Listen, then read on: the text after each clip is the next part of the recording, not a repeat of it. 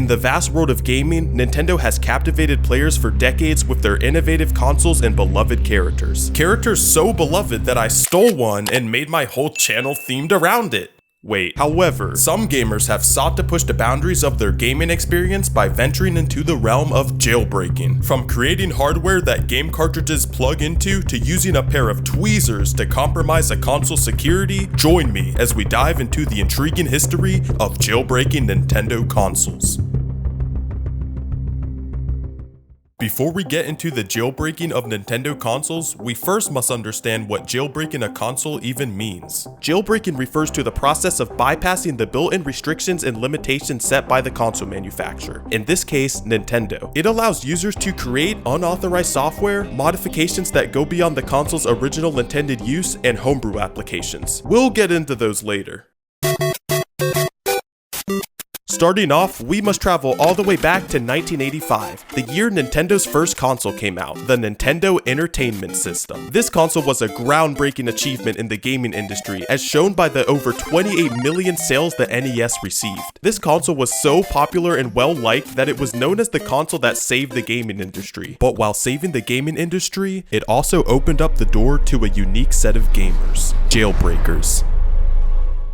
The Nintendo Entertainment System jailbreak was made possible by a group of enthusiastic programmers and hackers who developed devices like the Game Genie and Pro Action Replay. These devices used cheat codes and hardware modifications to bypass the console's security measures, enabling players to experience games in unique ways. So what were the console's security measures, and how were the Game Genie and Pro Action Replay able to bypass them? Let's find out. The NES used a system known as the 10NES. This was an electronic chip that served as a digital lock which could only be opened with a key found in NES games. Through this method, only official software could be operated on the system. That means inserting a fake cartridge that didn't have this key would be completely useless, as the NES would know not to run it. However, the Game Genie and Pro Action Replay would be seated between the console and cartridge to intercept signals between the game and the console. This would allow users to rewrite bytes in the game's code, allowing for simple cheats and modifications to be used. Though these methods of jailbreaking required external hardware to be used, this was just the start.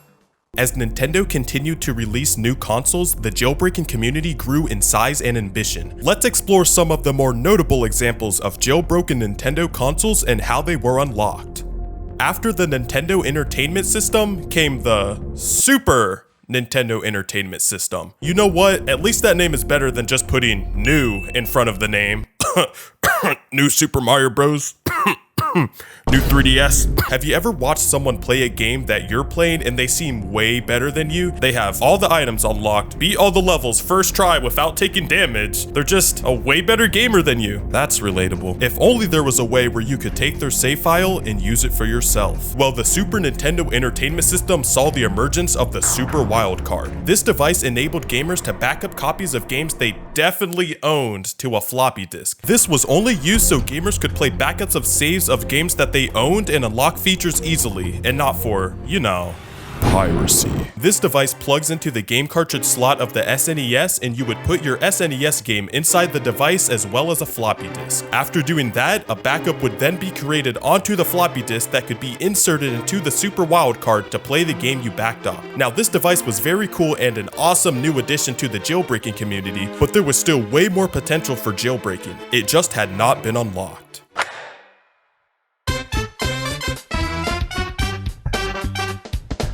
Moving forward to the Nintendo 64. Hey, what about the Virtual Boy?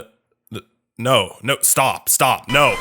With the release of the Nintendo 64, a revolutionary device called the Game Shark entered the scene. Unlike the Super Wildcard, the Game Shark added something that would be seen in almost every other jailbreak to this day: cheat codes. With its cheat code functionality, the Game Shark allowed gamers to manipulate games, unlocking new characters, levels, and even altering the intended gameplay mechanics. Now, the use of cheat codes definitely wasn't something new, but the Game Shark helped popularize it. The Game Shark worked similar to the Game Genie and Pro Action Replay by sitting between the console and the cartridge. Intercepting code that was passed to the console, the Game Shark would then change certain pieces of the code which could do certain things such as giving a player more lives, making the player invincible, and so on. Let's take famous N64 game Zelda Ocarina of Time for example. In this game, you start off with 3 lives. This 3 is a stored number somewhere in the game's code. The Game Shark could find this code and change the 3 to a 99 before the information got passed back to the console, resulting in you starting the game off with 99 lives. Pretty cool, huh? As I have a friend who actually owns an N64, I searched around to see if I could purchase a Game Shark device to test on his console. $80? Okay, maybe another day. Fast forwarding to 2001, we have the Game Boy Advanced, my personal favorite Nintendo handheld. Now I know the DS and 3DS are much more powerful, but the memories I have of playing backyard baseball on my Game Boy in the car are just too good to leave behind. The Game Boy Advance saw a familiar device called the Action Replay take the center stage, but this time it was new and improved. This upgraded Action Replay not only offered cheat codes, but also provided the means for something that would change the jailbreaking scene forever. Something that would still constantly be used by millions of jailbreakers around the world today. Something we all know and love. Well, I don't know about the love part for Nintendo, but custom homebrew software. This new Action Replay device would allow Game Boy Advance users to create their own games, apps, and utilities. This was a game changer, literally. With great developers creating homebrew software for the Game Boy Advanced, almost anything a user could think of within the hardware's limitations could be achieved. The Game Boy Advance saw different homebrew applications such as media players, even though I don't know who would want to watch videos on this console, a notepad application to keep you nice and organized, and a Mario Paint tool. Okay, maybe the homebrew software wasn't so great, but I bet it was cool for its time. Yet again, it was only the start for creating custom homebrew applications for Nintendo consoles. The Nintendo DS arrived with the R4 cartridge. This device, shaped just like a normal DS game, had a small slot where a microSD card could be inserted into it containing all sorts of things. This granted users access to a vast library of,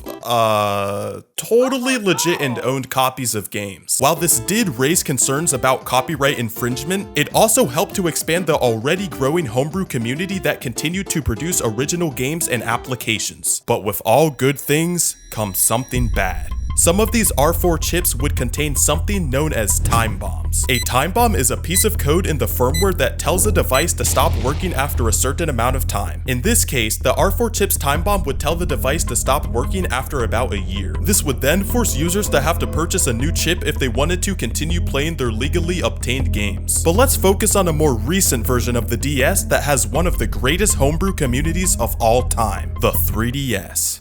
It was a calm, peaceful spring day of 2014. The birds were chirping, the wind was blowing, and I was, well, I don't know, I was probably trying to summon Herobrine in Minecraft or something. Anyways, in 2014, a breakthrough came with the discovery of an exploit known as Ninjhacks. Found by renowned hacker Smeelum, this exploit allowed users to run unsigned code on the Nintendo 3DS, opening the doors to homebrew software. The Ninjhacks exploit worked by taking advantage of the 3DS game Cubic Ninja's custom level editor. In Cubic Ninja, levels could be shared with others via QR codes. Smeelum was aware of this and used the QR code feature to scan a QR code that would execute a Stack Overflow error. A Stack Overflow error occurs when a program tries to use more memory space than there is available. During this Stack Overflow, Ninjhacks would then trigger the second exploit known as GPU hacks, which would overwrite legitimate code with unauthorized code. After this, homebrew could then be launched onto the 3DS. When I jailbroke my 3DS back in 2018, I didn't remember it being this easy, so I'm pretty sure I'm missing some steps, but you get the point.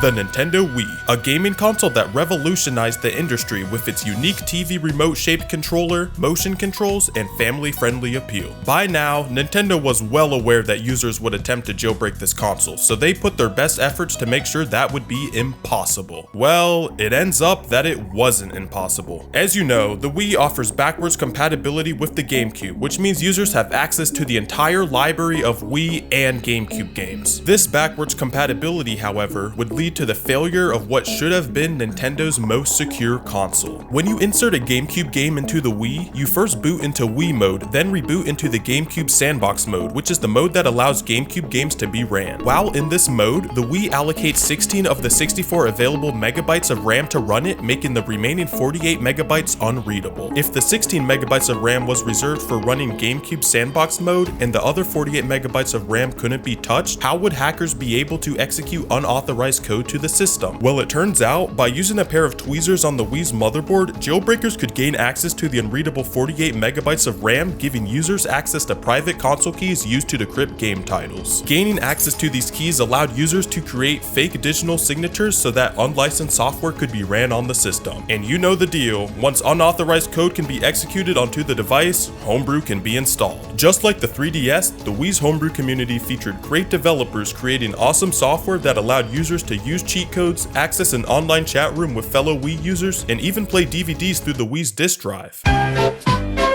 More recently, the Nintendo Switch, Nintendo's very first hybrid console, faced numerous attempts at jailbreaking. The most notable exploit is known as Fuzzy Jelly. I don't think I said that right. This exploit took advantage of a security vulnerability in early Switch models called RCM mode. RCM mode, or recovery mode, was intended to be used by Nintendo to test and fix Switch consoles, but it was discovered that while in this state, unauthorized code could be launched to the Switch. Jailbreakers were first able to get into RCM mode by modifying a paperclip to be this shape, then sliding it along the right Joy-Con rail of the Switch. This paperclip would short pin 10 and a ground pin inside the Switch, putting it into recovery mode. A more safer option nowadays, however, is to use something called an RCM jig. This is a little tool that guarantees the correct pins are shorted every time you slide it on the Joy-Con rail. Now, Nintendo was very adamant when it comes to preventing piracy, but that didn't stop the jailbreaking community from finding ways to obtain pirated games that could be played offline without Nintendo having any clue that the Switch console was being used to play illegitimate games.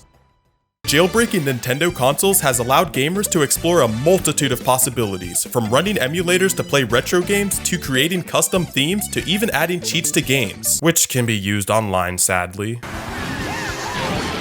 The jailbreaking community has expanded the horizons of what Nintendo consoles can do, and I'm so excited to see what the future holds for the community. Thanks for joining me on the journey of exploring Nintendo consoles that have been jailbroken, and let me know if you enjoyed by leaving a like and subscribing. Interested to see an example of how homebrew is used on the 3DS? Check out this video right here. Anyways, have a great day, and I'll see you guys later.